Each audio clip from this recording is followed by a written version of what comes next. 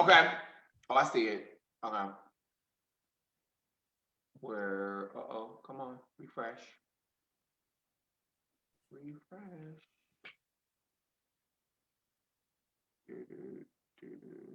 It's live. See it? All right, music's coming. Hey, boom! Bass drop.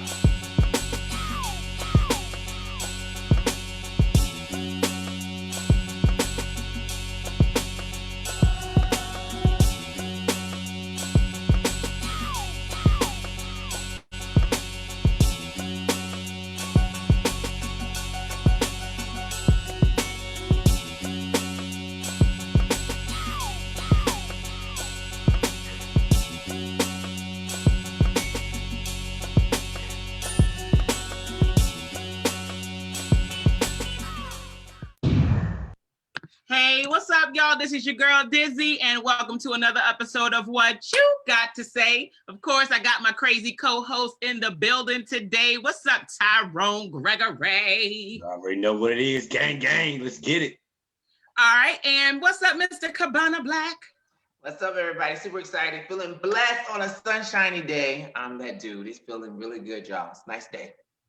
All right, and last but not least, first of all, we're going to say, hey, Kela, sorry we missing you today, but we love you. All right, and Miss Cool Candice, what's up with you, lady? What's up, y'all? I'm ready. It is time to chop it up.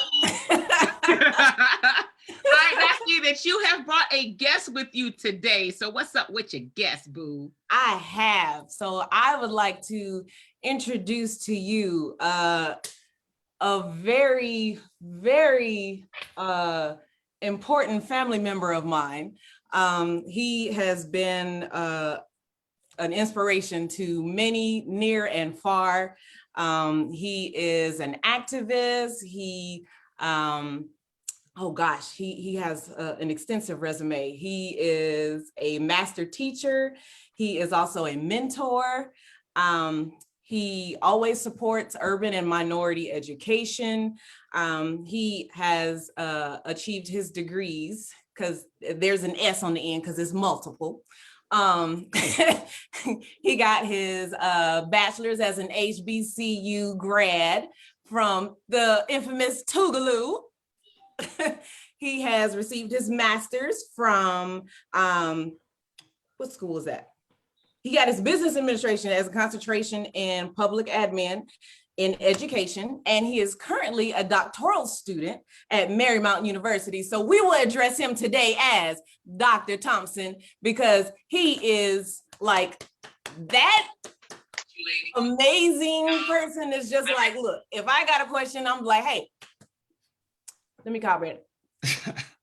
He is, man, I can call on him for anything.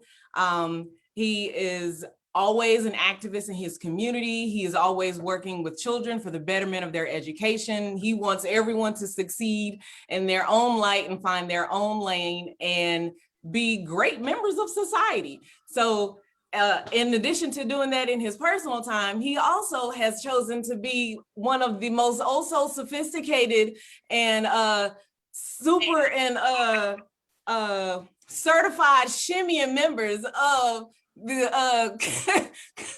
Kappa Alpha Psi Fraternity Incorporated. My brother-in-law, Dr. Brandon Thompson.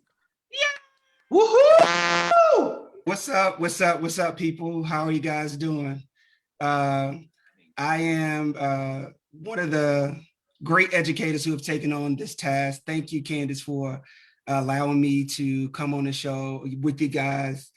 Greatly appreciate this platform just to talk just a little bit about education and answer some of the questions. Just a quick introduction. As Candice said, I'm her brother-in-law. I'm the cutest of the brothers. As you can see, there's a picture. I probably get killed for this. Picture's always here of. Yeah, you're gonna get beat up for that one. Yeah, he gonna kill me. You're gonna get beat up for that one. I know. It's always that picture has always sat there. It's one of my favorite pictures of us kind of growing up. But as I always tell people, I'm the grandson of two illiterate grandparents. They did not have a great opportunity growing up in Alabama to learn how to read and write. And I oftentimes thought I was the special one because they were always asking me to read the mail. And so it never dawned on me until I got early that they never had the opportunity to get an education in Alabama. So that kind of matriculated into me kind of being fuel, coupled with my grandfather telling me that, boy, you better get a job behind somebody's desk, because you ain't made to be out here working hard. And that's true. I took that advice and got a job behind somebody's desk, because that, manual labor wasn't gonna work out for me. So just a little bit in my journey of talking about activism and doing like education stuff. I am a champion educator. I love educating Black and brown children. I always tell people there's a difference between urban education and hood education. I work in hood education, where there's a difference. Somebody, they might be shooting 2 blocks up. It's a lot with, we call it the K, where I used to work at, walking on MLK in Southeast DC, Ward 8, which is one of the most impoverished wards within DC. And so with urban education, students are left out. They don't get the funding, they don't get those teachers. When I say those teachers, we're talking about like those AP classes. They don't get that opportunity that everybody else may get at the other schools. However, there are a few of us, like myself and other educators, are like, we're gonna ensure that students get exactly what they need, regardless of what they may think about you and say about you. We're gonna make sure that you get that top education. Mm-hmm. So it's a lot of hard work, but we're here to do it. That's what's up. And I do want to say, before we jump into this subject, one, thank you as an educator for not just what you've done through your career, because we know it is a definite difficult job and a thankless job sometimes, but also thank you for continuing this process through this pandemic. Because this has been difficult, I'm sure, for educators, administrators, as well as parents and children. So I want to extend a thank you for just sticking with it while we're going through this. Mm-hmm. So today's episode is basically talking about standardized testing, the pros and cons, what it started as, what it is now. So anybody can jump in and talk about the standardized testing. What are your thoughts on it as a whole? Anybody can start. I honestly think there are different levels of tests that need to be accomplished in order for you to monitor the progress for your child and for yourselves, for whatever education you're seeking at that moment. But I think there's a way to achieve that. And I don't think that all the school districts here, not necessarily here in my area, but just here in general in the states, have mastered that ideal in being able to allow students to use this as a teaching moment and progress from it. A lot of them are, a lot of people have test anxiety, and no matter what type of test it is, even if it's just a random pop quiz, somebody may have a whole panic attack in the back of the classroom because they didn't know what the material was on and they're not prepared for it. Or if it's an ACT or an SAT, or if it's, the Georgia high school graduation test or the Texas STAR standardized testing, whatever it may be, I think that there needs to be a revamp of the programs and get it to a point to where children are able to use it as a teaching moment and be able to succeed based off of it, not use it as a hindrance and a crutch and have the whole pass or fail, or if you're below this threshold, you suck at life, because that's how some educators do discuss those things with their students. And a lot of students, who come from Black and brown communities may not have other outlets. And so if they don't have one an educator that's behind them, pushing them, or they're coming from a home that, doesn't have those types of necessary tools to help them to progress, they're going to have a very challenging road ahead of them, and majority of the time they won't succeed. Okay. I think, and I'm gonna be very transparent with y'all. Okay. I'm gonna take off my, this other hat and just be real. I'm one of the educators who are against standardized tests. Okay. Totally against it, because for me, it's another way of blocking children from access to college. It goes right back to our voter rights, right? Back into the 1960s, we started talking about when African Americans was trying to vote, you had to take a test in order to have your right. The Constitution says we have unalienable rights, right? So why do I have to show, if my teacher, who's a certified teacher, say that I have mastered this thing, why do I now have to prove to somebody's university that I can score this range in order for you to accept me, to take my money? And so, like, if I have the money to go to a university, why do now I got, what else is holding me back? So we start to look at, it, to me, it only goes back to Plessis versus Ferguson. We can have it separate but equal. We keep putting these other roadblocks to hinder students from accessing college, because you have a lot of kids, and I'm just going to say Black and brown communities, who don't go to college because they don't feel like they can do it because of, I didn't score this score on the SAT. I didn't score this on the SAT. And let's be real. SAT ain't nothing but money. There's somebody behind there writing the test who's getting the money to try to certify kids to say, you know what you know. And if we look at what's going on in other communities where they don't even have to take a test, their parents are paying for them to get into college. And we are putting this stress on kids and blocking them, even though you can go and volunteer at these communities and do all this other stuff. We can do all this and you still don't get into the college that you want to go to, or do, go into the field you want to go into because one test or one person say you're not ready. Mm-hmm. I can say this all the time. I didn't think I was ready to, be a teacher. And even becoming a teacher, you still have tests to take. You still have to get certified. And if you don't, like, for me, I was a history teacher. Why am I taking a math portion of a praxis that I'm paying $100 and some every time I take it, which is another money scheme? So the people who are writing these tests are studying, making money off of it, to say, I know what I know in history, what I have a degree in history. And so I'm having to take all this math stuff and I'm constantly failing, and they're studying, making money off of me. And so that's the same thing I see. It's a money thing for these standardized tests. These districts are paying millions. And I say, if you go and research your school district, how much they're paying for these standardized tests, it's $1 billion industry. Right. For someone who don't look like me to write a question and to put in front of me, and just research shows that the SAT is biased. Both of the tests are biased. But African American children typically do a little bit better on the ACT versus the SAT because of how it was written.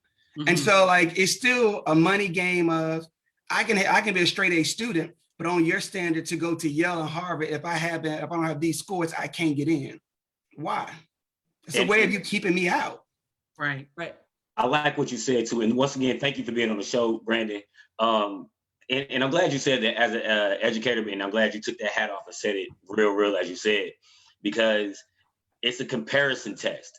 And it's not a comparison test only between just students, but it's a comparison test between schools and school districts as well. It's because I'm fine with you giving a test in school between the students in that school. I'm fine with that, because now you're understanding this student in this class compared to this student in this class.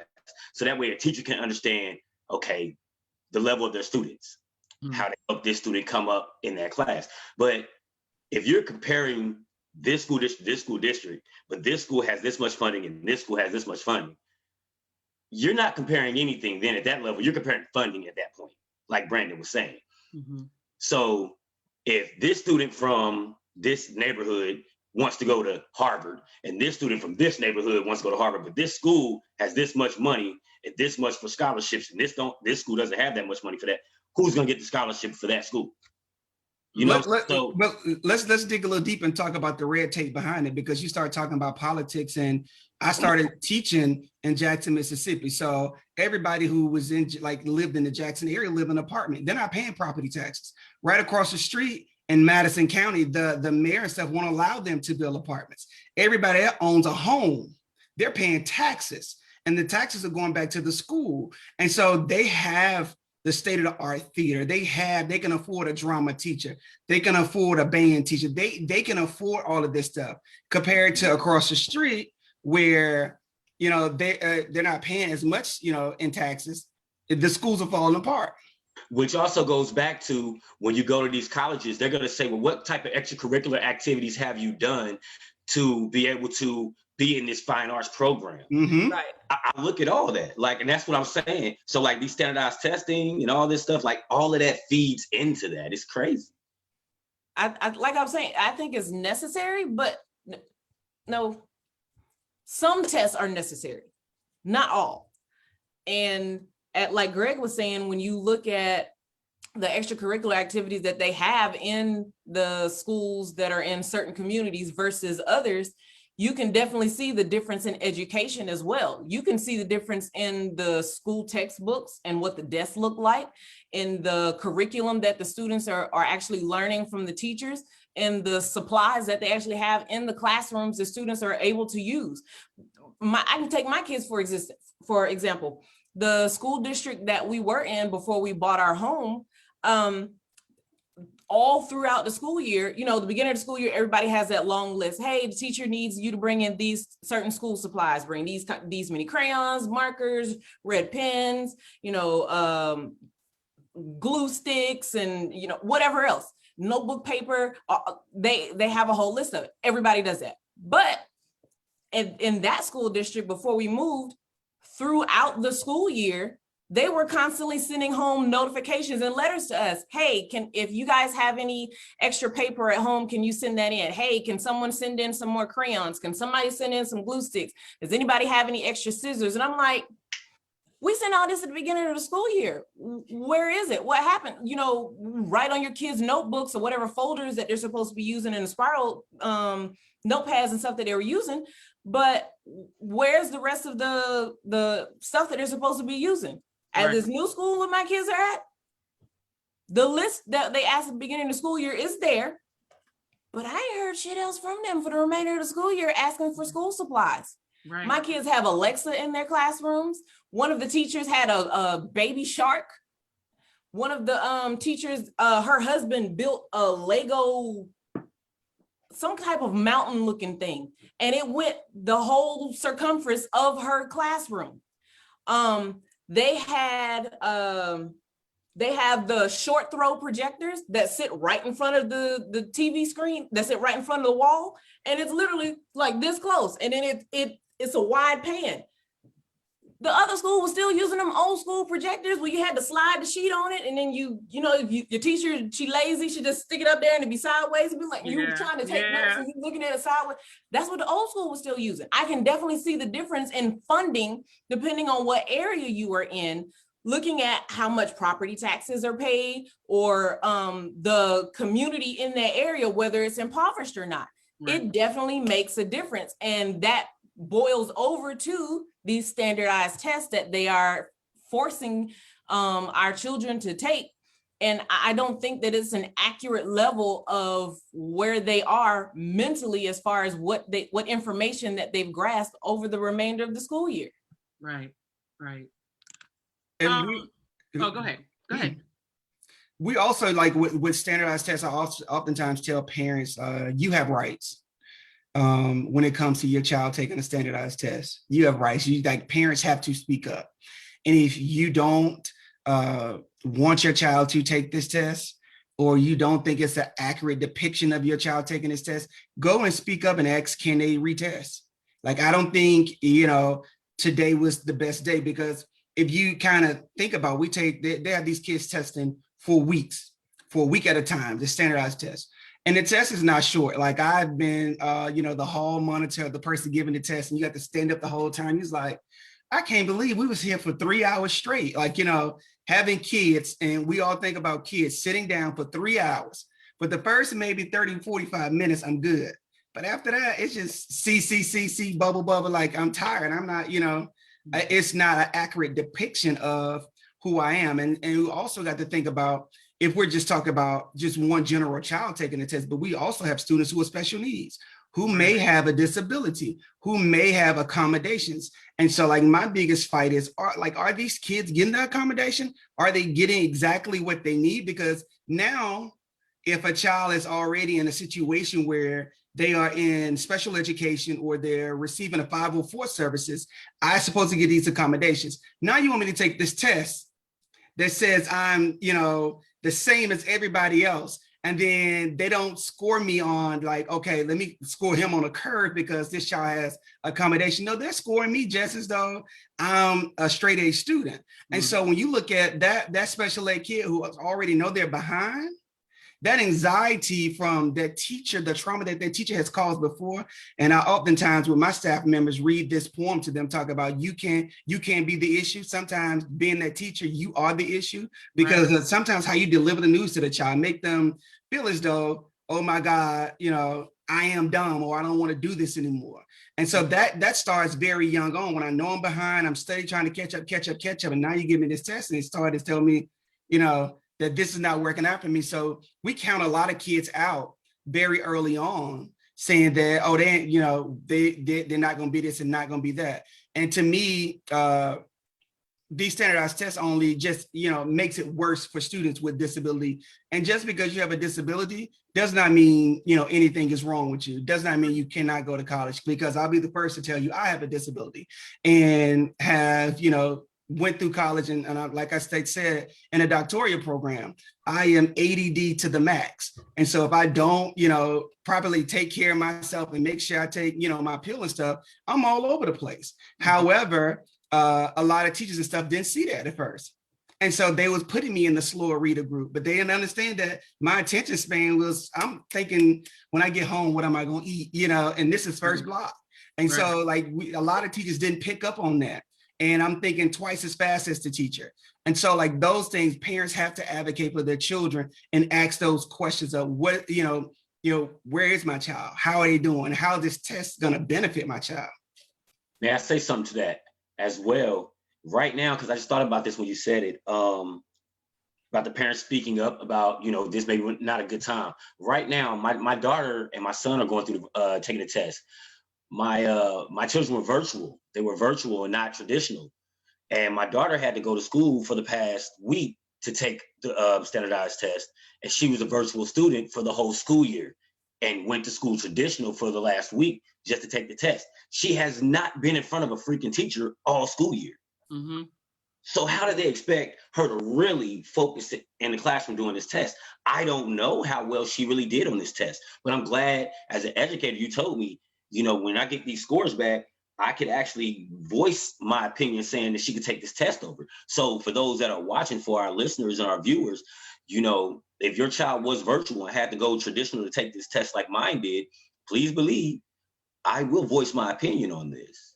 Mm-hmm. And this is stuff that's in your child's permanent record that's going to go with them throughout. And so my answer to this are children taking standard, when they open up these governor mansions, when they open up, when people can walk into the governor's mansion and walk into the courtrooms and all this again, that's when my child will walk in and take this test. I think that they're building and they're working on, making educators and parents feel guilty about, in order for us to get the world back open up, they got to go in and it's a money thing. The more kids that have to take the test, it's all politics and money. So that's why they're pushing this agenda. They got to come in. We got to see about these tests because it's money in it. They've already invested so much money into these kids taking this test, and they pay so many years out, and they didn't predict this. And so let's just be, very transparent. Everything in the world has changed in the last 100 years, but education. Everything. Yeah. How we pay our bills, how we drive, everything has changed. And we're still brick and mortar, pen and paper in education. And this pandemic only exposed how, as I say all the time, how raggedy our education system is, because it's going to expose that, especially in your Black and brown community, schools that even have computers. How are you running a school where you got one, the kids got, 2 computers and for a teacher? it really exposed that. So for some of our rural neighborhoods and stuff like that who don't have internet access, how, are we allowing the richest nation in the world, allowing students to go home with no internet, but we still want them to type up this paper?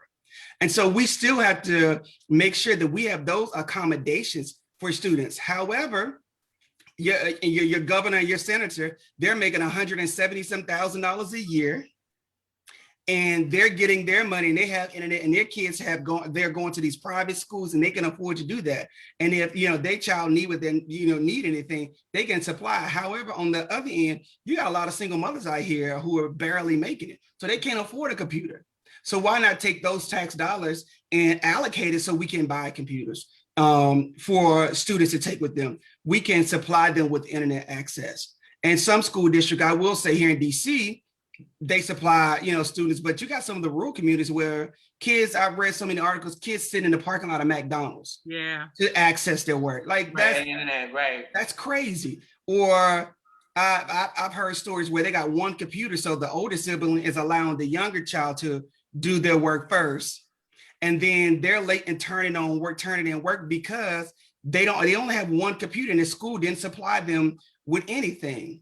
However, your superintendent, I bet you he has a computer to take home and a nice salary, and their kids. So I just personally believe, for me, what I do for one, I do for all. And that should be the entire thing with education. We have to make sure we advocate for our children, saying that, especially within the Black community, that this is what we want and this is what we're going to demand for our children, and ask questions.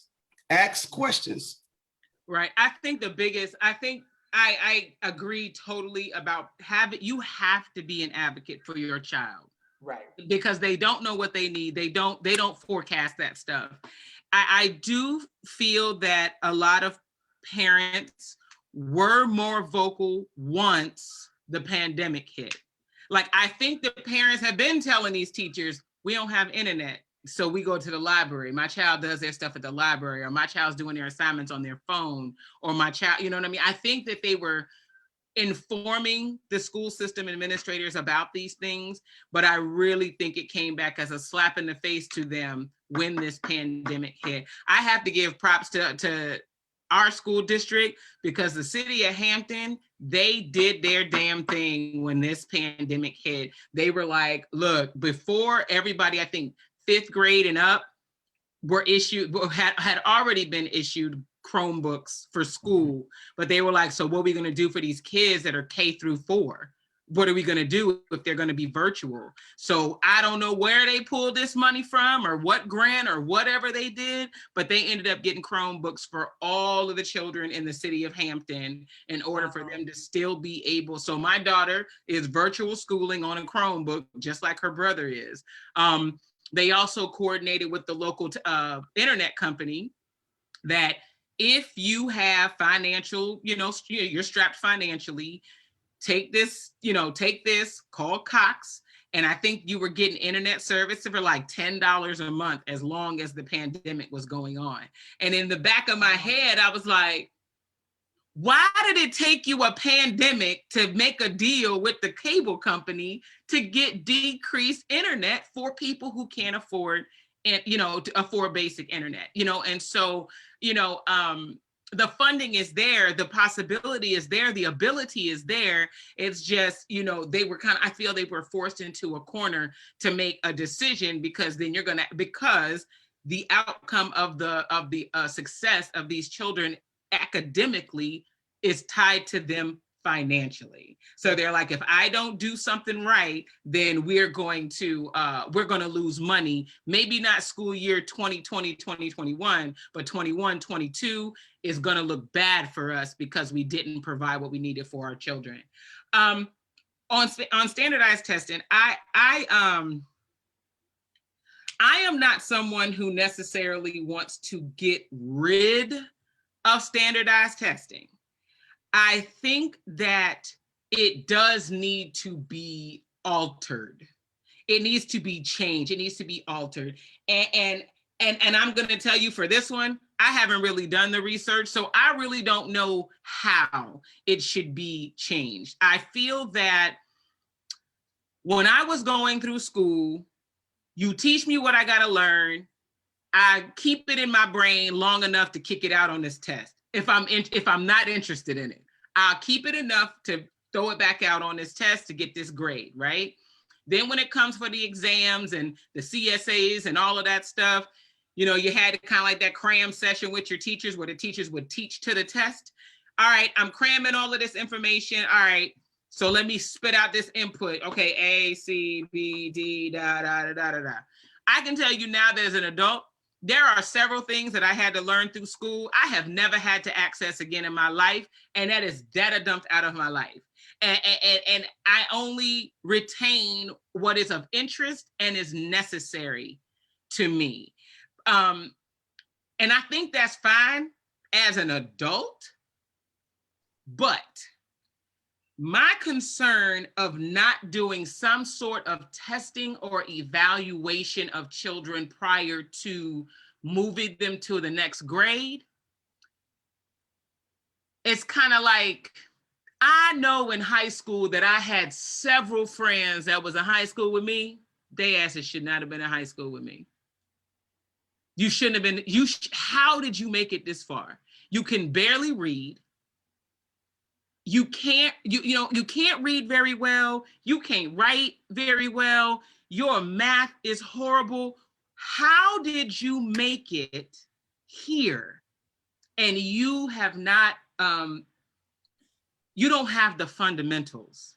And for me, and please don't take that as I'm pointing the finger, why don't you have it together? Because that's not what it is. I'm coming from a place of, how did your parents know you can't read? Ooh. Okay? No. And maybe they don't. I'm just talking me. If I'm your classmate and I know you can't read, I have a problem. I'm sure you're right. I have a problem understanding why your parent does, but my parents were very involved versus probably what you're about to throw at me as a retort.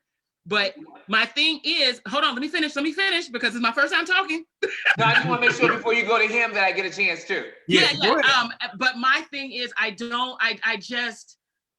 like I'm coming from a place of, why are we setting people up for failure? Because to me, if you have made it this far and you are this handicapped in these areas to be successful, I'm not talking about SATs. I'm not talking about ACTs. You can't pass this math exam. You can't add. You can't multiply.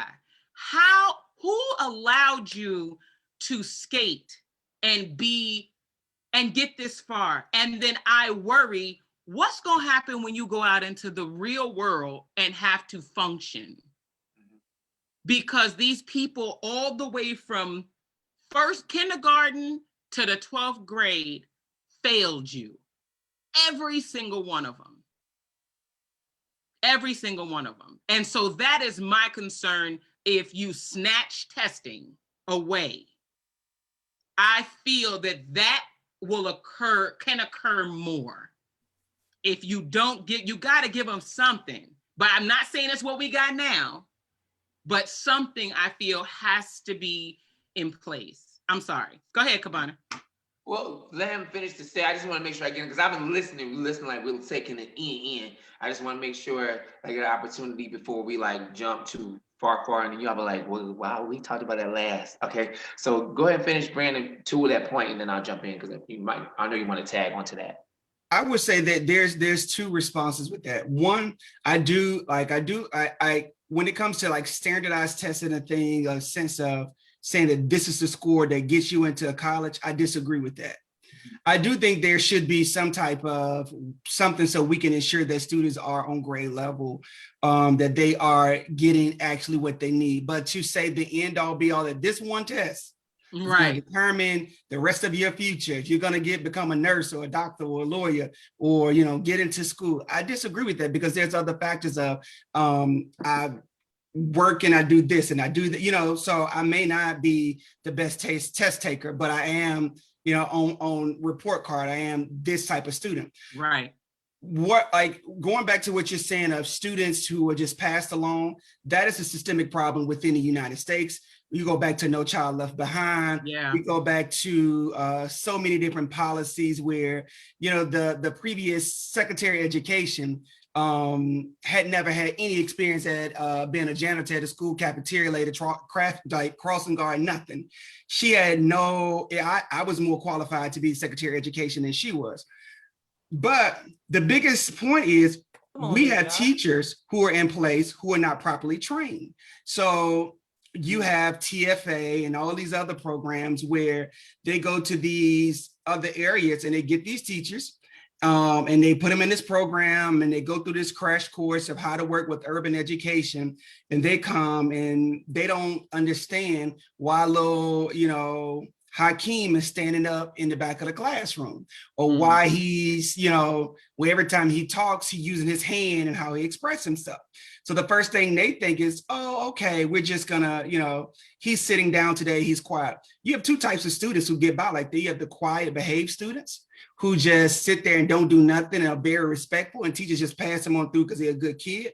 And you have the behavior kids where I'm acting out because I don't want you to ask me a question. I don't want you to get on to me and ask me to read aloud. There are parents that kids who have made it to high school and they don't know their child cannot read. Like I'll sit some in front of them and say, read this, and they struggle through it.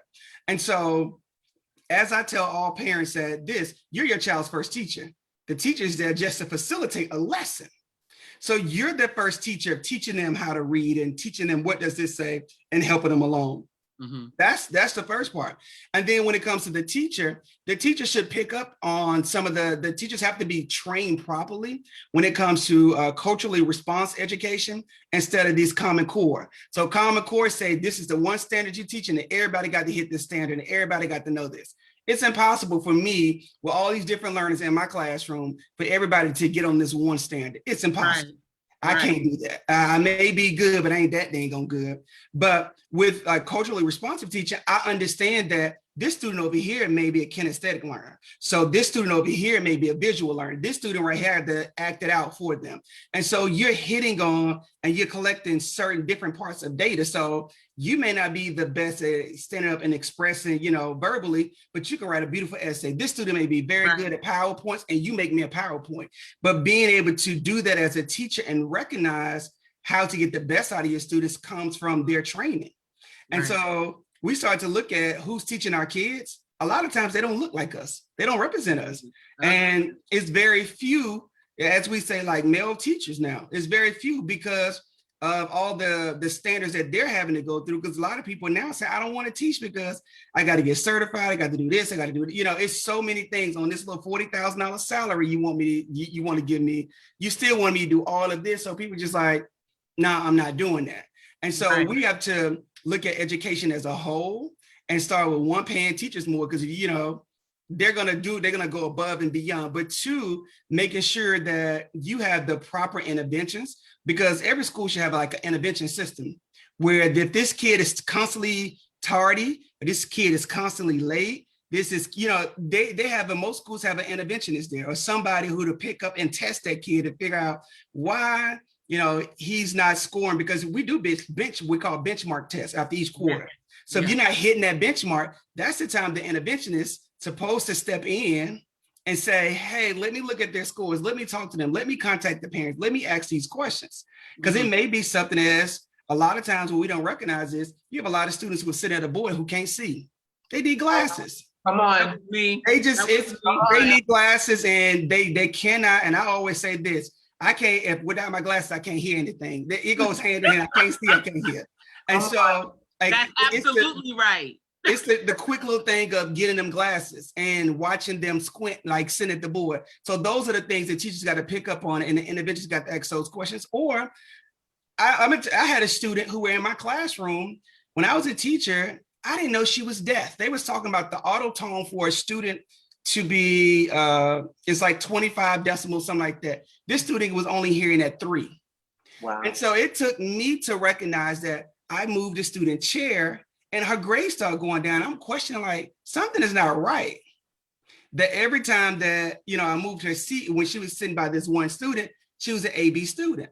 So then I started asking her questions. She knew the content, But when I turn my back to the board to teach, guess what? She can't hear me. Oh, okay. She can't hear me. Or when I call her name, I noticed one day I picked up, her friend would bump her. Oh. And she would answer. So that was my things. Like, I think it may be a little bit something more she can't hear. So I get on one side and talk, she don't hear nothing. So then we come to find out that she was deaf. She was like, and we had to go through the school, had to do all the interventions. We had to start wearing mics and all this other stuff. She had to have the implants so she can hear. And she's one of the greatest kids I know, stellar student, like, A honor roll student. But it took just that little fix of, we'd have thrown her away and gave her standardized tests, and she did not get into college, and she's at Georgia State now. We'd have thrown her away, and just a quick fix is she can't hear. Right. And so it goes back into who failed you. And a lot of times you got to recognize our parents just don't know. They don't know any better. They're doing the best they can. They're not sending you the worst child and keeping the good one at home. I tell teachers all the time, they ain't sending the bad ones. So I'm gonna keep the good kids at home. No, they sending you their very best. And so it's upon the school being staffed and having those people. And that's a quick child find. A lot of parents don't know that you can have your child tested, for specialized services at any time. All you do is write a letter to the school and say, I want them tested.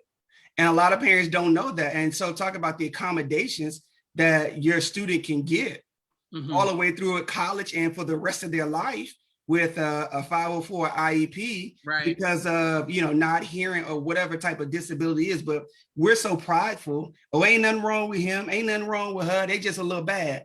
Nobody wants to be bad.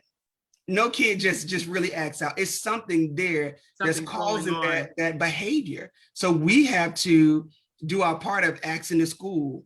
And by federal law, they have so many days to test. Once you put it in writing, they have so many days to test that kid. And from a psychologist, they go through audio, and it's free to the parent. Yep. And a lot of parents don't know that. Even if your child does receive services, you can get free tutoring. They can pick them up on the bus and drop them. It's so many different services that students can get that can help them get to that access of going to college. And this will follow them through college, even to the point of writing their notes. Somebody to write their notes for them. Right. And not, handicapping your child, but teaching them how to get through. And so some of our counterparts have done that their entire lives. They get their child an IEP or 504, and that's how they get them into school. And they don't have to take the standardized test. Got you. I'm gonna let Cabana go, and then I'm gonna jump into these comments. Go ahead, Cabana. Okay, so much has just been said. I'm just gonna hit it in points. The first thing is I have a niece who was dealt that she wouldn't even go to college because of her handicap. I believe that every parent needs to be very active. My sister is a wonderful mom, but she's super engaged. My niece now is about to graduate next year from the University of Florida, and with a degree of anthropology. But with that, she had to be under the gun of standardized testing. She had to be under the gun of all these things, and they weren't able to see in.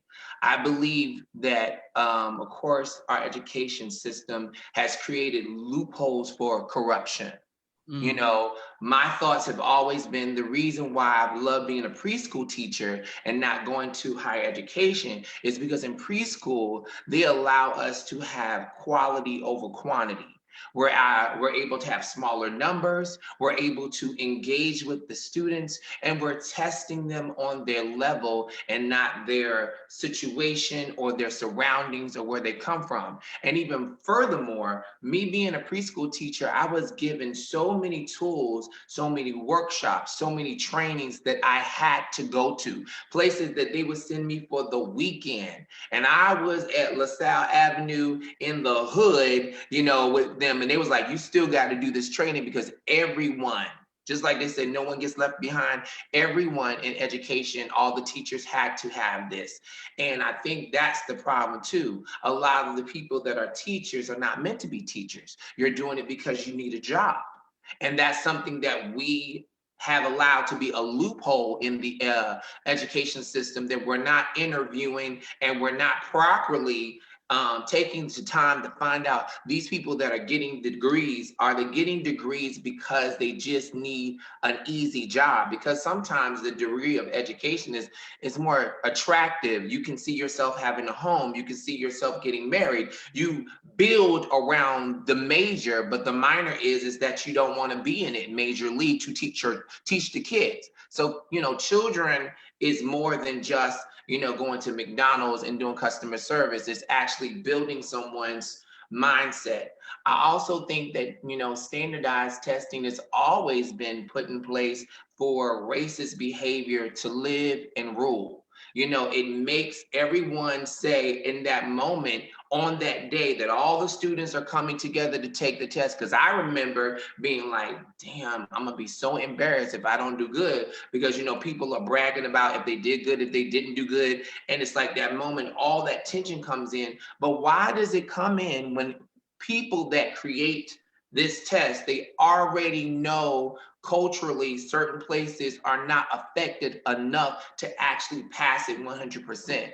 I believe that we should have testing that is based off of engaging our children to go forward in the world, to be productive as, people with their money, their finances, all those things. But a lot of times we're being taught and they're writing things in these tests that they know we've never come across. We're not going to do in life. We're not going to deal with in life, but we're going to give it to you as if it's such. And then you have someone said in here about, teachers getting more pay. Trust me, I'm all for it. But before you get more pay, understand what your job is. Because there are plenty of teachers that I believe if you get more money, you'll still be that same person if you don't really want to do what what you chose to do as a career choice.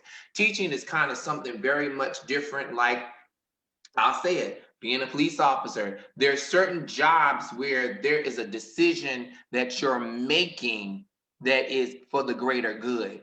And most people fail at doing things for the greater good because they don't take into account the responsibility. So I agree with Dizzy as far as we got to have something, because I believe a lot of the loopholes is the football players and the basketball players and the cheerleaders and the track stars, and they all look like our brown, beautiful children. We're so gifted. We're so talented. So we're going to, let them slide down the sliding board, down, keyword down, not up. So we're letting them slide through. And I think that's a big thing too. And then just like Brandon said, and thank you so much for being here, because you opened my mind. He was talking about, how there's the good students and we just kind of let them slide. Once again, it's frustration building being a teacher. You're constantly without. I've been to so many daycares and places, and literally the floors look like they said they mopped it, but they're dirty. They said, it's incredible to see the lack of support for these areas, but they expect them to achieve so much success. So I feel like the test itself, it needs to be named different, and it needs to be thought out in the process of how does it activate a positive return for young people to move forward and increase the teachers and the educators and the staff to feel empowered to teach it. Because a lot of them that teach, I remember back in the day when they talked about it, they didn't even give me a reason why. I would ask, well, why am I taking it? It's because you're supposed to take it. What do you mean? Right. Just what I said, that you're supposed to take it. There's this room of arrogancy that seemed to come with this test. And I believe that spirit of arrogancy comes from people deliberately, like I said, creating loopholes of destruction and corruption in the system to keep a certain amount of people, and I would say, of course, our brown skin colored people, but people that they feel even from an educated level or in an area of poverty that they want to be in a impoverished situation. Because a lot of times people don't want to believe that rich people want poor people to be poor. They just want us to, they want us to be what we are. Because if we are not poor and this is the deepest thing that I'm getting these moments right now. That's why I say I appreciate you, Brandon. If we're not poor, then they cannot be rich. If we're not dumb, then they cannot be smart. So therefore, someone is being the fall guy, and it's crazy to me when I look at hospitals and education, those two, which is the most important as far as like people's health and wealth and mind and being, is being sacrificed just because that's a way to do it, even in the pandemic. So I think the pandemic for me, like Brandon said, it opened and took the veil off of people's eyes before this closes, to be like the parents that I know that's on this platform and my sister. You got to talk. You got to stand up, because they literally, I remember the last professor told my niece, why don't you change your major? Because you look like you won't be able to handle it. There's so many conversations I've had with my niece about courage and being fearless in your education, because she's a Black young lady in a racist state with a racist amount of teachers. But then even if she was white, there's certain things even they will look down on. And I don't mean to necessarily go into the color part of it, but that's the problem. The reality is, it is the color part of it. And when we accept that they're putting this in certain areas, then we'll accept, the truth. And so I do strongly agree with Dizzy. We have to have accountability. And even if it was called an accountability test, that you are able to see where you are, so that we could properly, progressively bring in intervention and send you into the places and put you in the environment, and stop cramming good teachers in classes of 40 and 50 children. Yeah. It is amazing to me that you think a person is going to be able to keep someone's attention. All we become as teachers is entertainment boxes. All these teachers are no more than Netflix on virtual. I've been to plenty of people's homes, and these kids are leaning and slouching unless the teacher themselves is on some, yes, and number 5 and 6 is pow. Everybody can't be that kind of person. And who has the energy when I'm supposed to teach you? So once again, thank y'all. Like, this has been such a wake up call. All right, so I gotta tell my viewers, I'm so sorry that I'm so late getting to y'all. Look, I was listening like so intently to Brandon that I was like, oh, I gotta look at the comments. So my bad. Hey, what's up, Shell Bell? What's up, Darrell? What's up, Frank Olivier and Michael Peterson? And of course, Kela is watching us from probably some beach somewhere, trying to be like me this week.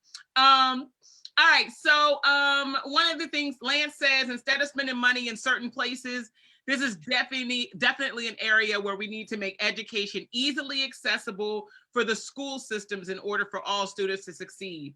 The problem is, I believe the schools are state funded, correct? So each state is allotted a certain amount. I think they need to make it federally funded so it's the same across the board. We all know we can afford to do that. I just don't understand why it's not happening. Kela says, why can't the testing be done within the school level and not school to school? Remember, we talked about that. The teachers are the ones that move the children forward. I think she's talking about when I was saying, how did you get to 12th grade and came to read Mary Had a Little Lamb? Right.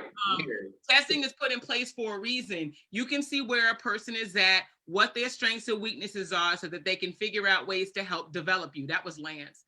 Lance also says, you would be surprised how much bribery goes on from sponsors for their kids to pass. Frank says, in France, all politicians and the president came from the same historical schools.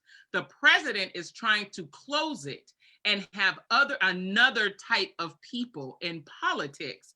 Type of people means white people with no money in politics. That's what they're trying to do in France right now. Wow.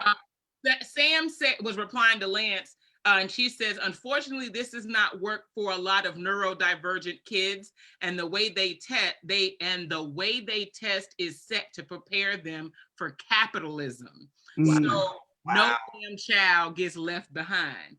Kela said, and that, I think this is a response to bribery, and that's corruption within that school. Not enough good reason for standardized testing. Somebody said, Michael P says, definitely agreed that there has to be some standard if what we consider having the basics of education.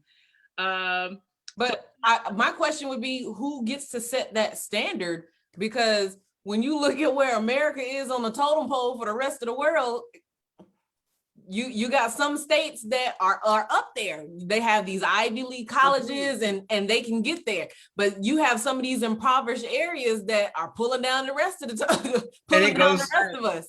Right. But that goes back down to funding, because these rural areas don't have the money that some of these big Ivy League, states and cities that are getting. So they can't afford to, pay for this director, or this person to come from Harvard to come and take over this division to help these kids. Right. And two, going back to this talk about moving people along, a lot of times as teachers, they kind of look down on you when you fail a student. And so you got to do the justification. In the school, I've heard of stories where principals come to teachers and ask them, why was this student fail and why was this? So it is some type of bribery, because it looks at the principal as a certain type of way to look at the school district, and that gets into the whole thing of what happened in Atlanta. They was looking down on these teachers when these kids wasn't passing these classes or passing these state tests, and coerced a lot of them to go in and cheat and do what they had to do, so the kids can look like they were passing. Right. So so Kela says, but who sets the standard for the test? Until it's more inclusive, they should be put on hold. And Sam says, that's what I'm agreeing with. Standardized tests shouldn't be a thing at all, in her opinion. Kela says, maybe the standardized test should be testing what kind of learner the child is and put them into classes with teachers that teach that way. I'm actually going to talk about that in just a second. Teachers need higher pay so they can be more motivated to take their jobs seriously, or maybe some type of incentivized program. Lance says, I believe they need to have standardized testing when it comes to the basic survivals of life, such as how to change a tire, writing checks, understanding how to manage finances, how to troubleshoot house issues themselves, like electrical, plumbing. Granted, there are companies that would lose businesses due to that.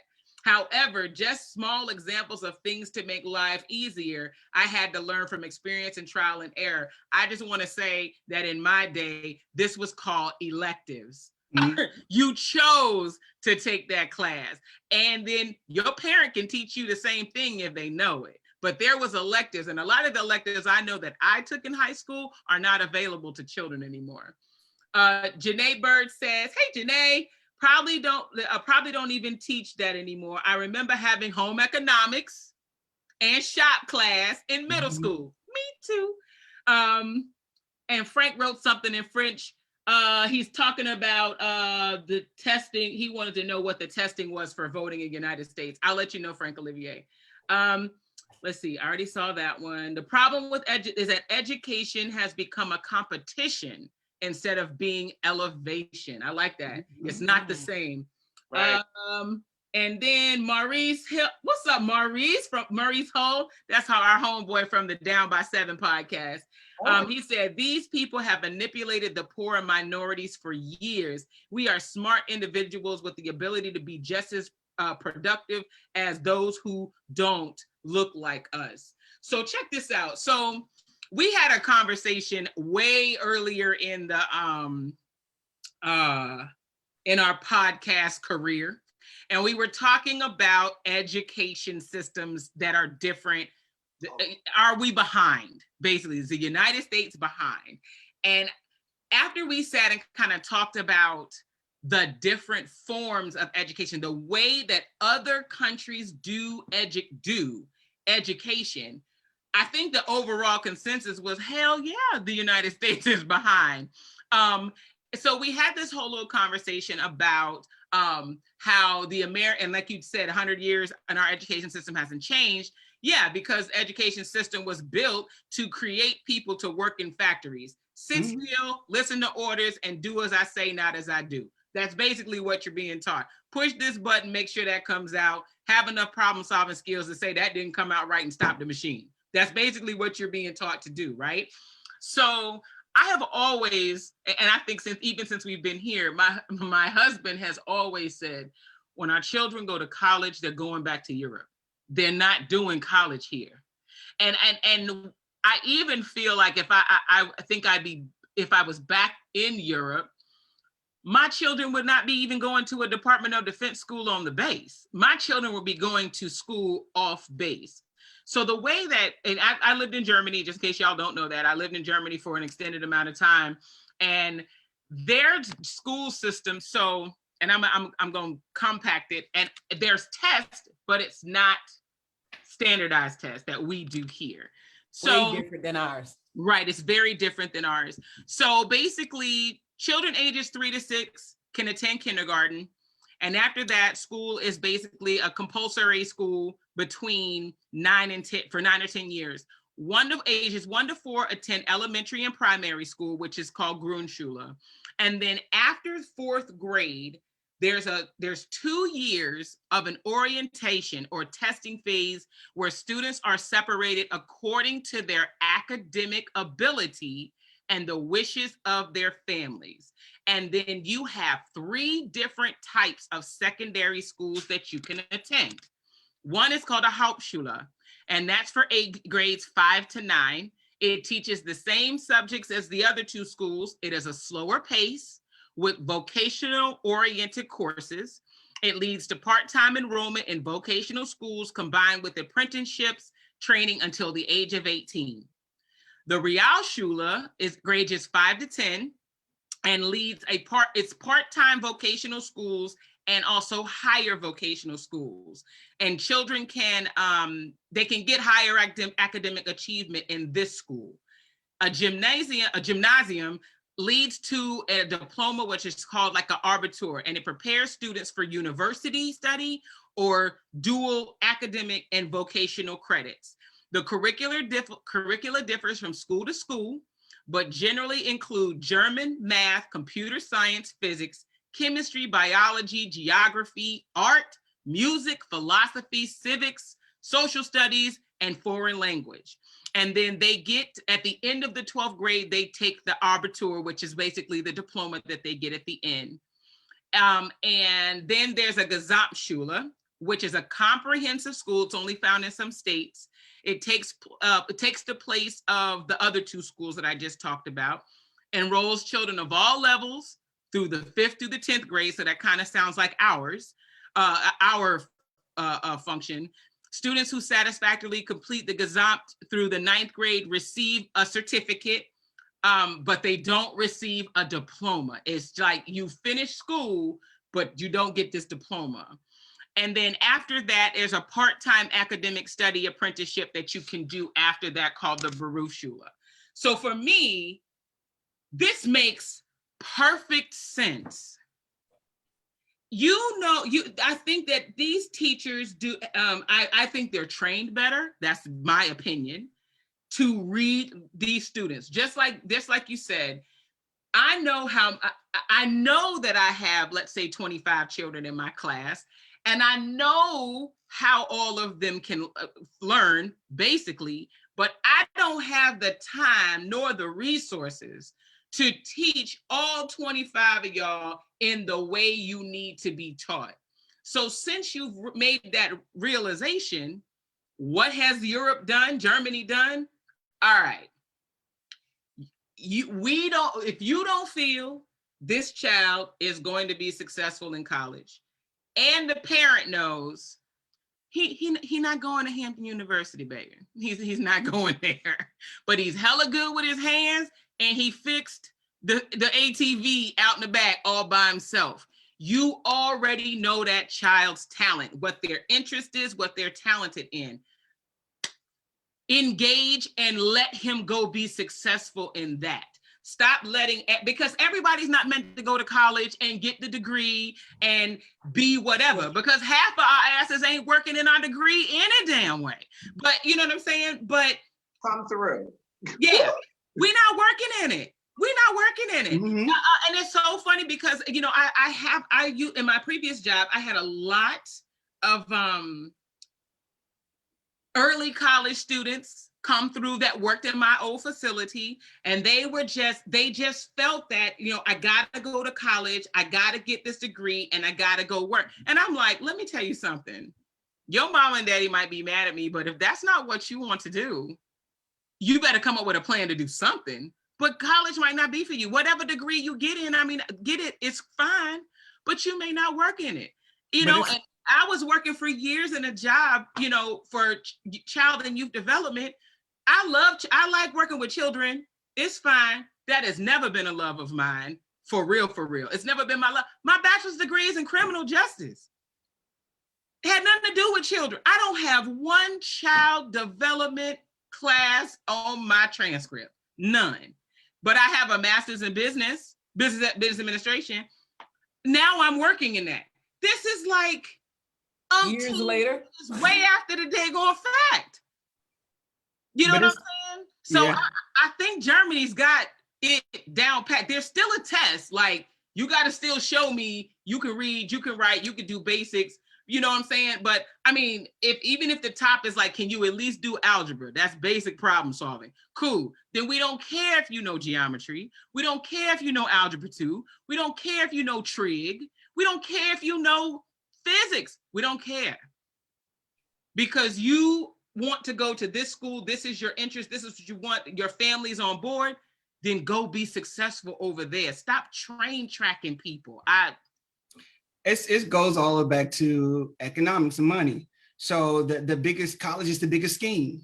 So if you want the American dream, I sell you the American dream. The only way you can get this American dream is if you go to college, because we've been taught that you graduate from high school, you go to college, you find the love of your life, y'all graduate from college, you get married, you buy this house with the picket fence, and come later, here comes the kids. That's the dream. They don't tell you about the debt that you're gonna incur. They don't really care if you go to the school for 2 years, you take out these loans, and as soon as you say you can't go to school no more, they want their money back. Right. So they don't tell you about all the student loan debt. And so working in education, a lot of schools, they've stopped they call it CTE. They stopped the CTE programs. They're pushing this college, because a lot of the school districts are getting a kickback from some of these big universities. Yes. You know, I'm getting a kickback from you because I'm sending these kids here. And we just think about now, the average cost of college now is what, $30,000, $40,000.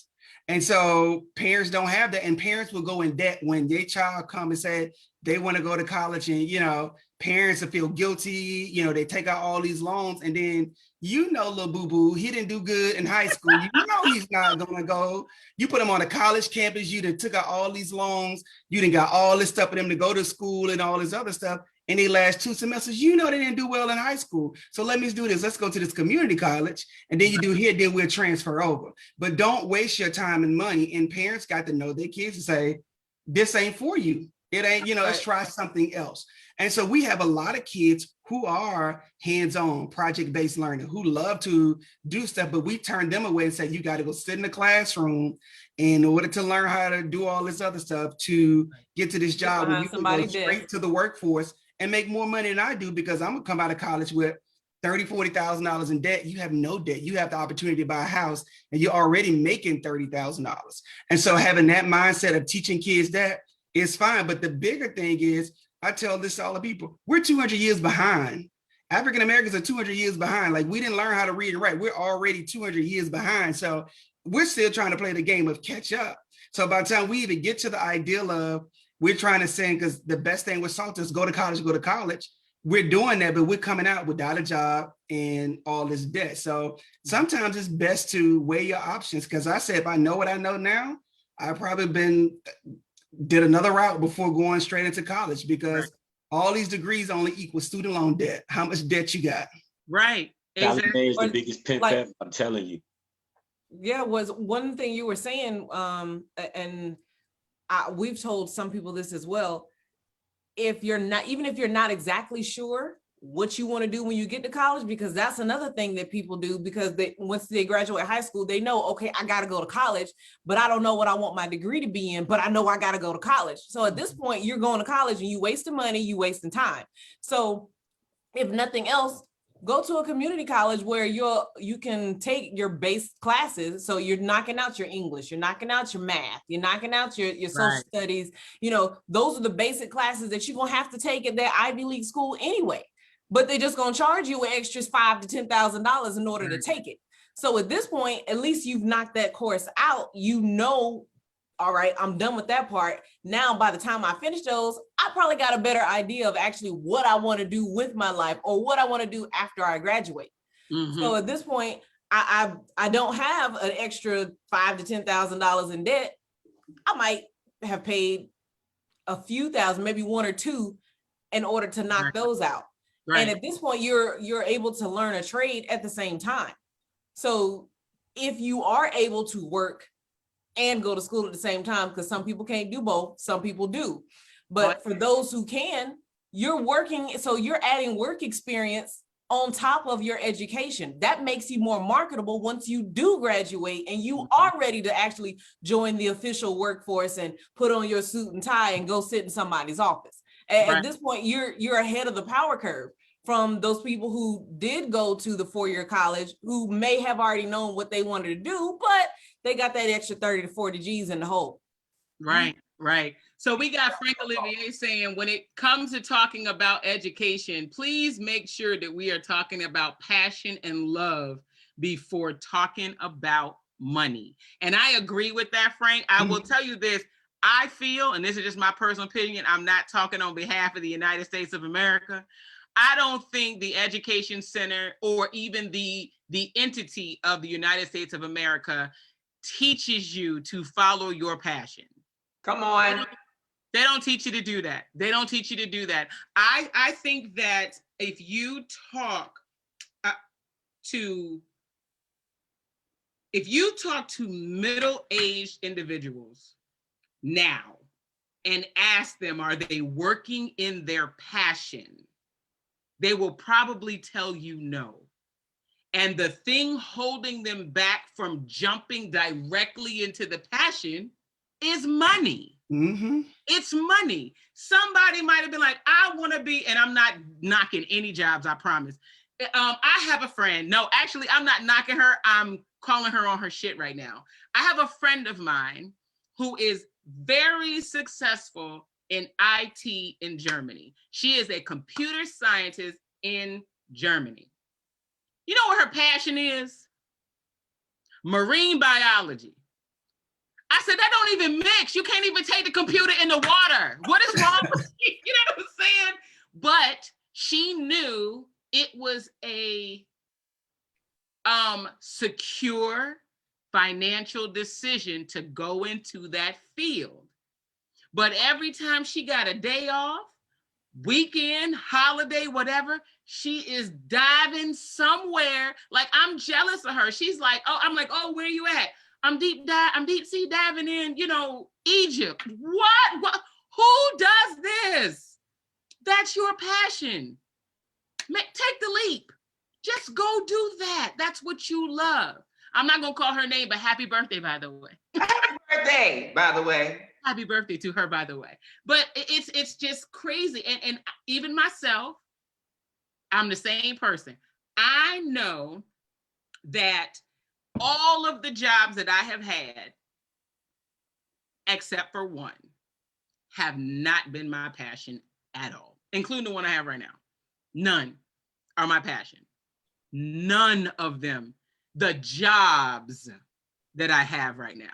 However, my own business I run on the back end is my passion. But financially, I will not make the jump or the sacrifice to totally jump into my passion. I won't. I want security first and then the passion next, unfortunately. So, okay, hold on. Let me say this though. I went to Thomas Nelson College. Shout out to TCC. Shout out to community colleges, number one. I was forced to go to college because I did not know what I wanted to do. I was going to join the military and be in the Marines, and I already went there. Imagine me. A Marine? Absolutely no. But see, the thing about me, people, they sleep on me. Oh no, I know you. I know you're savage. I love basic training. I like that aspect. I like that dark side of things. So I was like, maybe this will be something for me. And I'll never forget, I was at graduation and I was sitting when they made the announcement, and my parents, did not know. I just made the decision on my own. Luckily, I have parents that allow me to put passion in me. Passion makes you independent. It makes you think about things that most people won't allow you to think about, because the American dream is what they try to give us as the passion, and the American dream is slavery. So they told us their American dream. Right. That's what that was. They want us to have the American dream, which is slavery. They want us to be in bounds. They want us to be gagged. So I went to Thomas Nelson. I didn't want to go. I was actually going for mechanics, and I learned how to rebuild a carburetor, me of all people. And I got there and I went for 2 years. And I thank God for community college, because I think it's a great way for anyone, because community college allows you to experience education, but it also allows you to understand if that's what you want. See, I feel like life is about choices. I am a full-time CEO of my life. I'm a singer, I'm an artist, my bills are paid, I travel, I've been to Dubai, but my passion, what people are feeling from this screen, is what got me there. And I think it's really important that people understand taking risk is what most people don't want to do. And we don't teach risk in education. We don't teach stepping outside of the boundaries. But every CEO and all these people that we look on Shark Tank and all this glorious stuff that we watch, they have these wonderful degrees, but they'll be like, well, when I decided to step out, when I began to believe I needed to jump, that's when they went forth. And I'm not dismissing either one, because I think your experience is your experience. And I thank God for my education. I thank God for being it. And I've always done what I love to do. Teaching kids, that's my gift. Mm-hmm. Being around children, that's my gift. I've always been able to do what I want to do. But I think a lot of times we are not taught to own ourselves and to own our dreams and to own our aspirations. So I just felt in that moment, because I was relating to Candice, I was relating to Dizzy, that I'm the person that went to Thomas Nelson and the community colleges and realized it wasn't for me. But I'm also the person that was like, yo, I know what I should do. I love to entertain. I love children. I love to build. And now I'm doing what I love to do. And I've been doing the rest of these days. And it also means this too. Don't think that doing your passion means that you're going to be super, super rich or super, super wealthy. Another thing that we have to teach our kids is what is true success. Mm-hmm. Understanding the meaning of what success is. Don't get me wrong, we do want financial gain, we do want a home, we want all these things, but there are people that have all those things and are miserable. True. Because they're not successful in what they are doing and what they want. So I do encourage people, you got to find the balance in life. Don't walk around being dumb. True. Don't allow them to make you this individual that you walk around being dumb, uneducated, and foolish, uninspired, unmotivated about who you need to be and what you want to be. So, I mean, this is a great show. This is wonderful. Yes, it is. Okay, so it is 2:19. We're gonna try to close this out by 2:30. I gotta throw one more question in there so we can, and then we're gonna do our roundabout to get out of here. So, our baby's about to go back to school in person, possibly in September. That's if, 3rd, 4th, 5th, 6th, 7th, 9th, 10th strand of COVID, depending on what the news is saying. So our kids and babies are supposed to go back to in-person schooling next school year. And I want Brandon to start off this answer, because I want to hear from an educator, and Cabana. Sorry, I didn't mean it like that. How about Hey, I seen him getting to his feelings. Wait a minute. I would like to hear from a current educator who's been teaching through the pandemic. Right. Okay. Whew. That part. All right. Look, I was about to say, he about to come over here and stab me. Okay. A current educator that is working in the pandemic. Kids going back to school. starting next school year, we already know that standardized testing for real is not going anywhere right now. What problems are we looking at with our kids going back next year? Doesn't even have to deal with COVID. I'm just thinking the transition to what they've been through, from what they've been through to trying to get back to whatever normal is. What are we looking at? It's going to be tremendous. And this is something I said to a lot of school districts and other people. I think just for me personally, if it was me, if I was a superintendent of a school district, I would probably end school at there right now and have think tanks so we can start preparing and really start training teachers to be prepared for going back into the classroom. So a lot of schools here in the DMV, where a lot of schools are hybrid now, they kind of slow walking, where you have some kids may come in on Monday and Tuesday, Wednesday they kind of clean the building, the next group come on like Thursday and Friday. Okay. However, we never stop to think about the social emotional piece of it. And so like we talk about social emotional, like you got to think about, one, we have a lot of kids who school is their only safe haven. School is their safe haven. So when I say I work in hood education, where it was a time where I would be to work early talking about, we got kids at the door at 6 o'clock in the morning, they ready to go. And for me, I'm like, oh, they just great students. No, they're coming because they need breakfast. They haven't eaten last night. We're not even thinking about that. We're not thinking about the social emotional, where I may be going to counseling, but I cannot talk to my counselor right now because the person I want to talk about is right here next to me.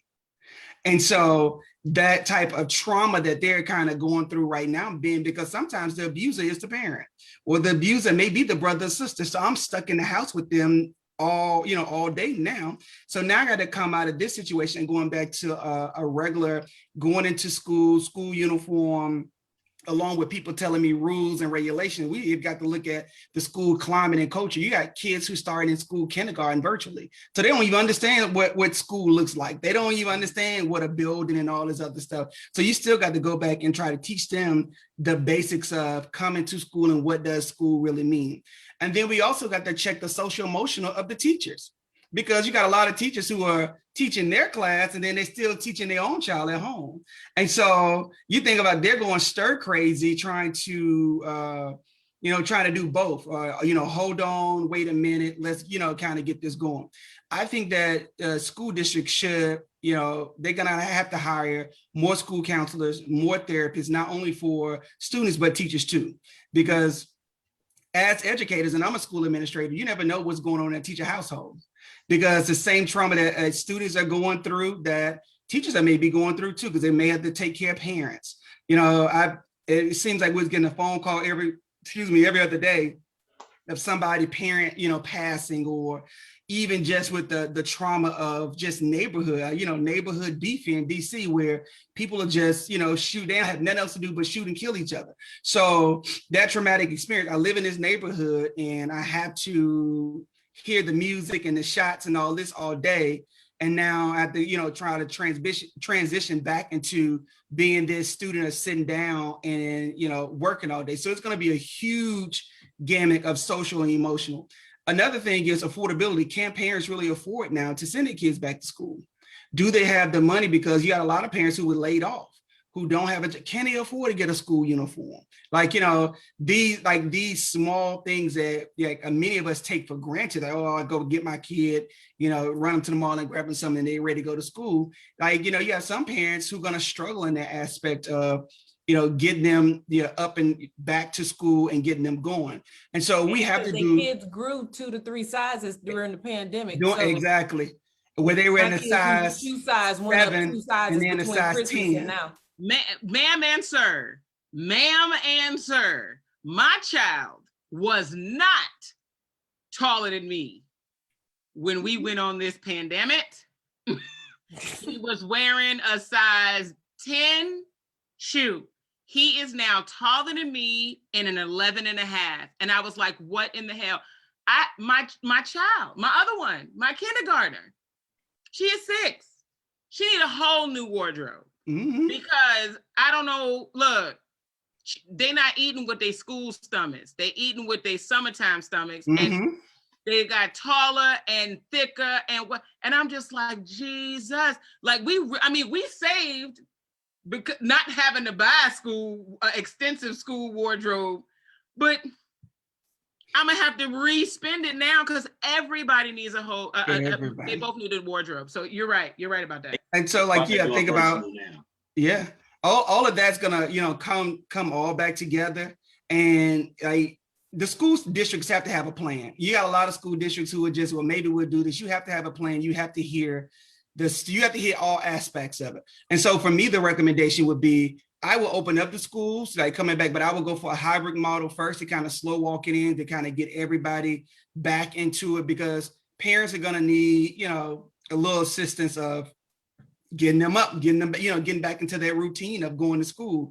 And so, like, kind of like hearing people out to make sure that they're ready. It's going to be a lot. We're going to see learning gaps. So what I mean by learning gaps, we already may have had kids that lost a half a school year last year, right?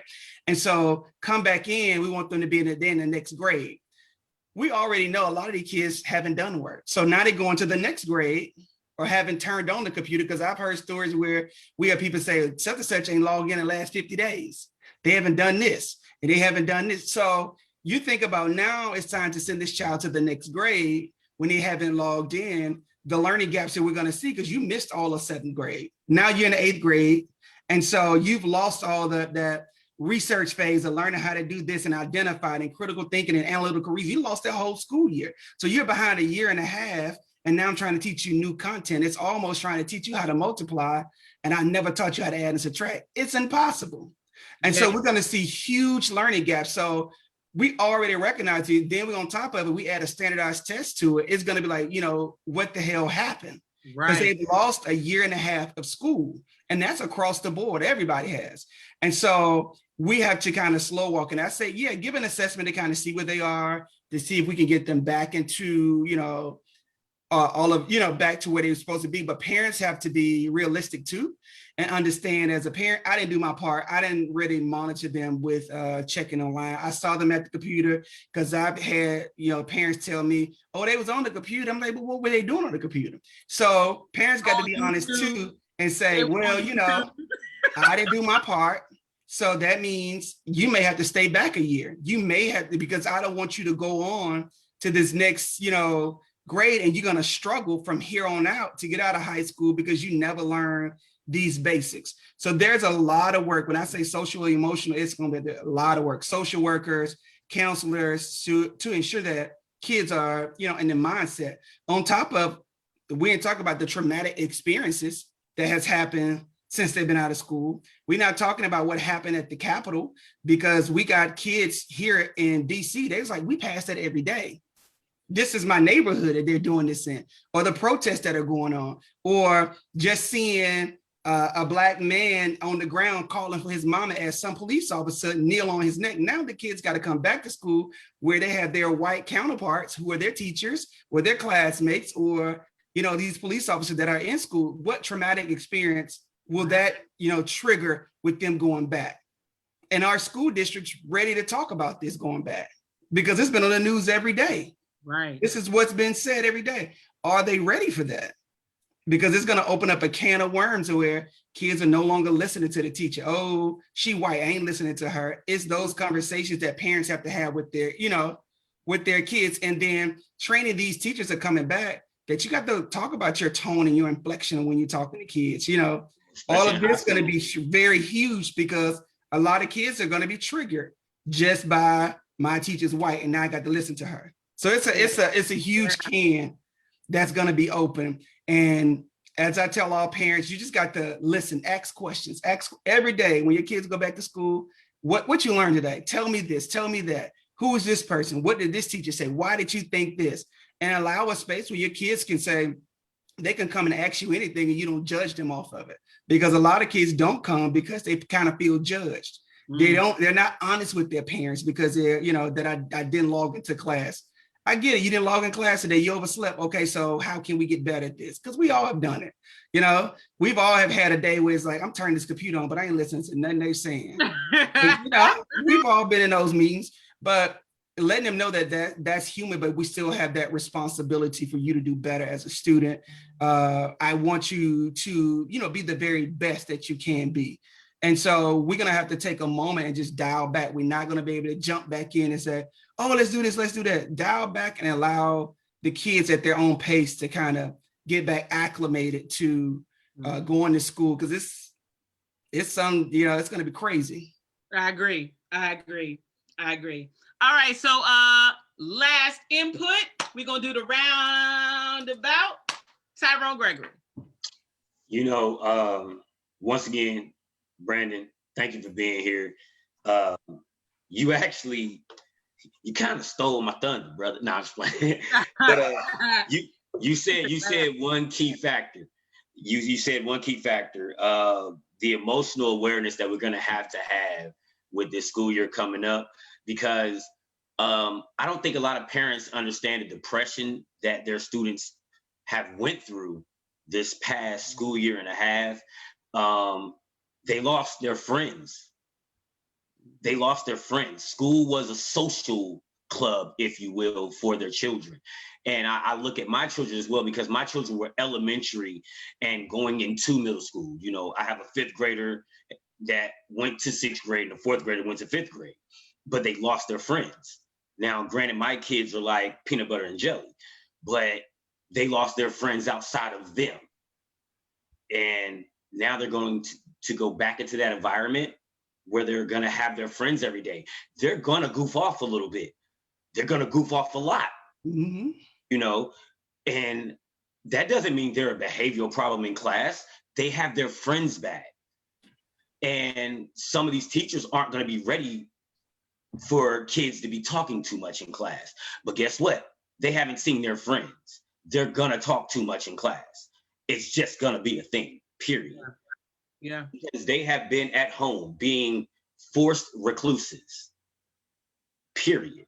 They've been forced recluses, and we're going to have to give them a chance to get that out their system, period. We're going to need those therapists in school. We're going to need those in school, because those 504s are a real thing.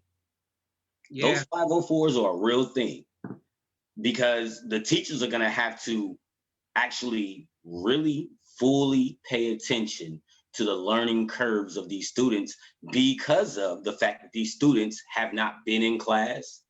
And I only say that because my son needed a 504. I had to recognize as a parent, my son needed it. I was one of those parents that, like you said earlier in our conversation, he was just being bad. He don't need it. I can check that at home. No, my son needed a 504. He needed that space to sit in front, because he had to pay attention, because he was one of those that get distracted. So now he's going back into that environment. He's going to be even further more distracted because he's been away from his friends. Now I need him totally up front. I need him, here's the teacher's desk. I need that dude right there now. Right. You see what I'm saying? If you notice who he clicks with, I need you to put that person back here and then let them play at recess. Don't let them, you know what I'm saying? But now he's in middle school, so now I just need him right here. They'll see each other in gym class, at lunch, I don't care. But parents need to understand that as well. And like you said, give them that grace period. Don't just, when your kids go back to school, don't just jump on their ass. Don't do that. Yeah. I say don't do that. Don't do that. Yeah. But like you said, just give that grace period, that time. Parents, I was one of them parents. I seen him at the computer. I put him at the table. I made sure he was logged in. I did check the little power school, but I'm guilty. I seen him do the work. I did check the assignments before he turned them in, but I wasn't in his face. I was guilty of that. So yeah. I'm letting y'all parents know, give y'all kids that grace period, man. But just recognize, like he said, I be like, hey, I ain't listening to them today. I was one of them too. So I feel that's my last thought. So love, push positivity. No doubt, no doubt. Miss Candice, last thought. Whew, this convo was really heavy. We hit on a lot of topics, but it's definitely warranted. It was definitely needed. not just for me personally, but that I know that a lot of our listeners and our listeners' friends and family members all needed some of the points that were addressed today, and brought light to a lot of topics that were concerning our children and their standardized testing, and this whole pandemic with returning to school. Another thing that I will say that I would think we all need to make sure we are mindful of when our students do go back to school is how Brandon addressed it earlier. The ones who were maintaining virtual this entire school year, when they go back to school, now you don't have your parents as that reinforcement behind you while you're completing your assignments. So whereas, sometimes they may have, gotten the good grades because mom was sitting there like, 2 + 2 ain't 5. Where you get this extra 1 from? Fix that before you turn it in. You had that extra support at home for those parents who were able to engage on a regular basis. Excuse me. And as far as some of them are concerned, they had teachers that didn't stay on them like that. So when they get up to this next grade, because majority of the time they're not going to fail the kids throughout this pandemic, it wasn't their fault of why everybody had to stay home and why everyone had to quarantine. So when they get back to school, you're now dealing with a totally new teacher who has a totally new set of rules, who has a totally new curriculum, and is trying to teach you something that you've never seen before. So whereas you're used to, all right, I'm focused on these apples right now, and they're going to come in and they're going to show you Chinese. What? So a lot of kids are going to be out of it. Excuse me. Another thing is when you are addressing them with their friends and them missing the social aspect and where their mental state is going to be when they actually do return to school. Another thing that we'll have to be sensitive to the fact is a lot of these students lost a lot of family members over the last year. Yeah. A lot of teachers lost their lives over the last year. Some students lost their lives over the last year to not only this pandemic, but to mass shootings, but to these different crimes that are going on throughout the country. So for whatever it may have been, a lot more people died over the past year than they have previously. Excuse me. So for us to be, maintain that and be mindful of that for the children. Another thing is for the parents and pets that got used to everyone being in the house and being around them.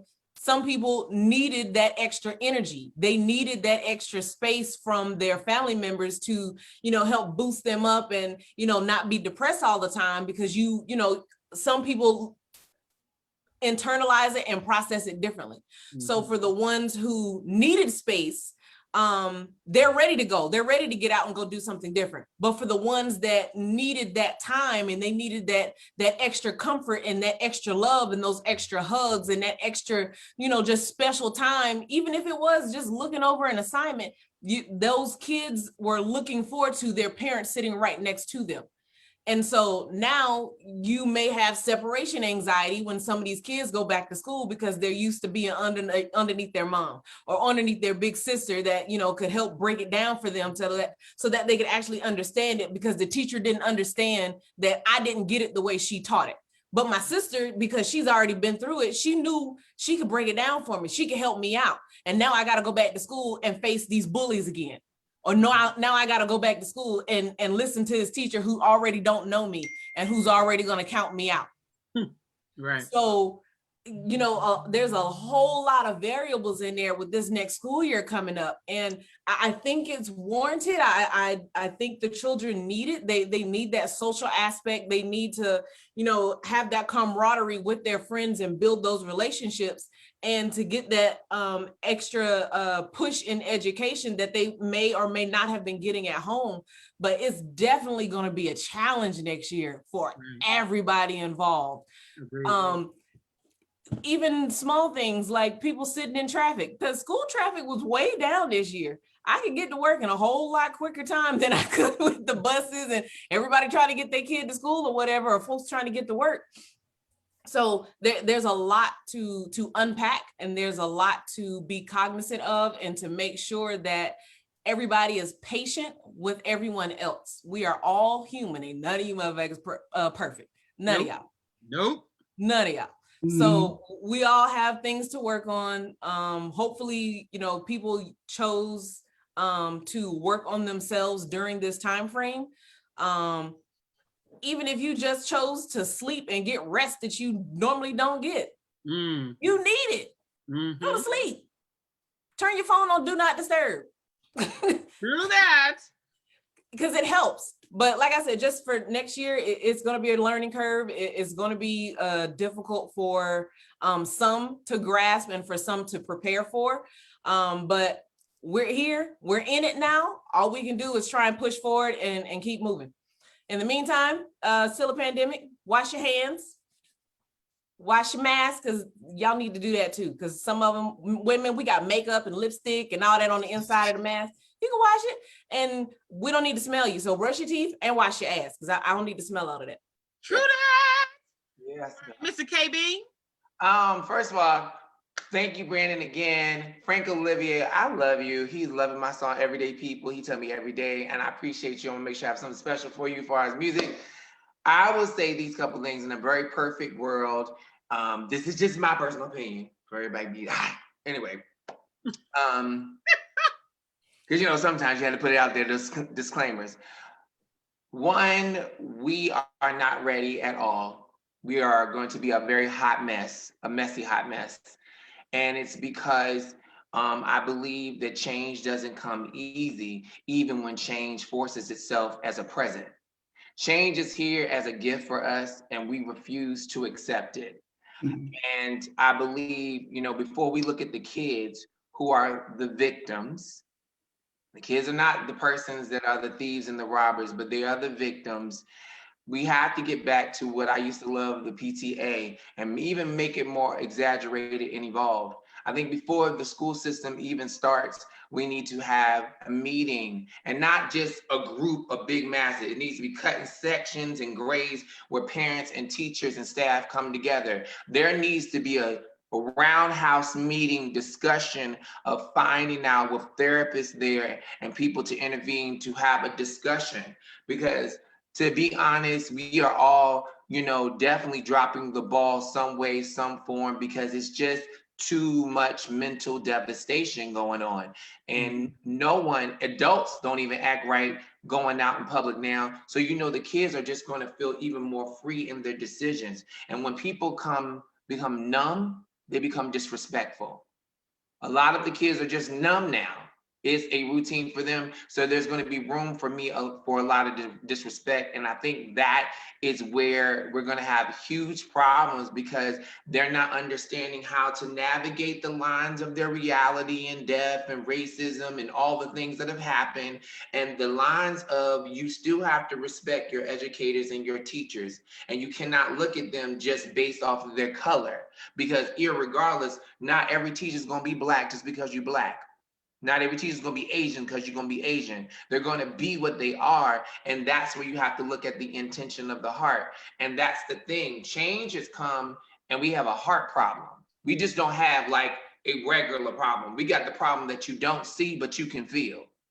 And I feel like parents and teachers and staff and people just like yourself, Brandon, they need to be in the room to start to work this out. This should have happened 6 months ago. We still got time.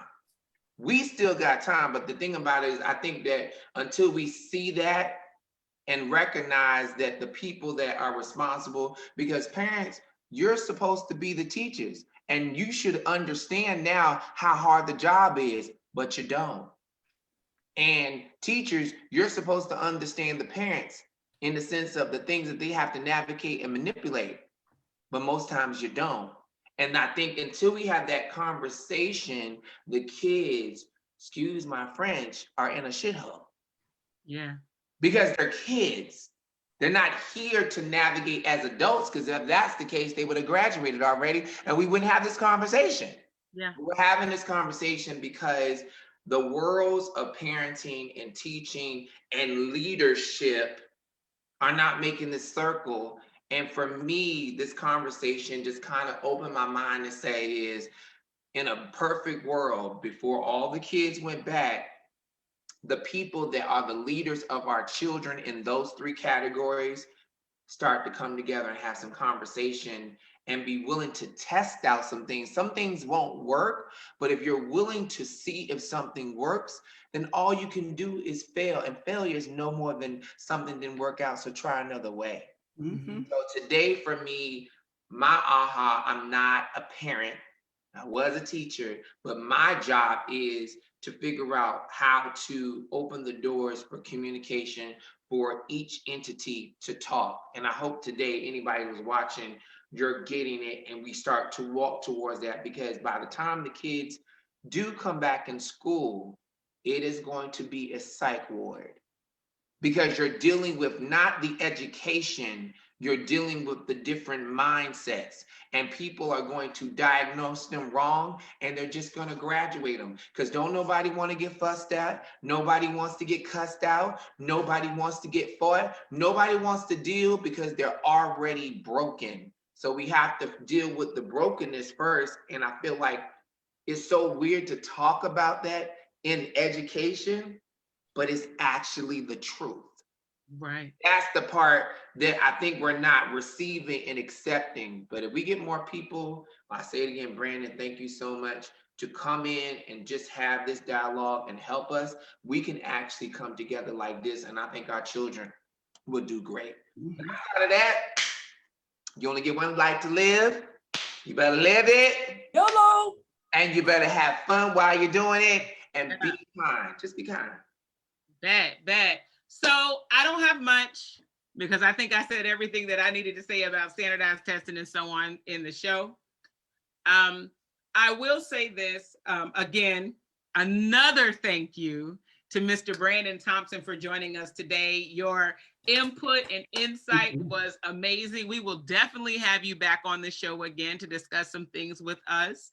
I will say that circle back. I still feel some sort of standard has to be set, but the current standard is not accurate. So I think it needs to be revisited and looked at, definitely. Because I am not an advocate for sending children out into the world unprepared and setting them up for failure. Whatever that may be for them. You know what I mean? I will say that for the return back to school, I'm nervous. I'm definitely nervous. I have two children. One is 14 and one is 6. My daughter started kindergarten virtually. She came from a child daycare facility with 24 children in her classroom, and was excited about going to kindergarten. And her first year of real school was virtual. She's doing great, but I know my child. And so it's really easy to not get the full picture of my daughter if you are just talking to her on Zoom and you have her on mute. You have all the kids on mute. So I already know that, like, that little section at the bottom of the report card that says she be talking all the time. I know I'm gonna get that on her, because I got it every single year. I know it's coming. So I am more concerned about the social emotional aspect of my daughter and how she is going to adjust to school in person. My son, he breezed through. Virtual wasn't done for him. He is self-contained. He's self-motivated. He just happens to be the mix of all the great things that you can put into a little black boy. I'm scared of two things for my son. My son is starting his first year of high school next year. So this is another transition period. I believe in and I trust my son outside of my sight all days of the week, anytime, because I know what I've taught him. But based off the things that I have seen in the past year and a half, I do not trust the world with my son. And so that's where my fear lies. I have been able to, and that actually, I need to actually expand on that just a little bit. not just my son. If my husband has to start going back to work, because he's been virtual too, and I've been virtual for about 7 months, I have had the peace of mind that everyone is under my roof, in my home, and protected. The only time I got to go outside, I go to the grocery store. I'm the one that goes everywhere. I think I am going to have a problem not having my children and my husband in my sights. I think that's what I'm struggling with more than anything else. I am now going to have to be comfortable with my husband not being under the protection of his home 8 hours a day. Look, trust, he get at him. I get it. You know what I'm saying? Bucka. He'll do it. You know what I'm saying? But I don't trust this world with my family. Right. That is my problem. So I definitely agree that I like the therapists for students and teachers. I think that's necessary. I would like to expand that to say, parents, you better call somebody. This is about to be an adjustment. Yeah. And don't be afraid of therapy. Like, it's nothing bad to discuss your mental health. Agreed. That's a necessary conversation that has been taboo in our community for a long time. And I think that right now, necessary right now. We need it. We need. And as a matter of fact, I made a statement last week to my husband, and I was joking, but now I'm serious. I think as part of the reparations package for African-American individuals, all therapy for the rest of our lives needs to be free. Come on. Yep. That's just, I just think it should be free. Yeah, I think it should be free. So I would just say, teachers, keep your parents in prayer. Parents, keep these teachers in prayer. Everybody, even if you don't have any babies, keep these kids in prayer, because 2021, 2022 school year, it's going to be rough for everybody. Yep. It's about to be rough. But I will take my brother's tagline, even though it's going to be rough, push positivity. We love y'all. What you got to say? We will see y'all next Sunday. We love y'all. Thank y'all for tuning in, and we are out. Thanks, Brandon. We love you. Thank you. Thank you, Brandon.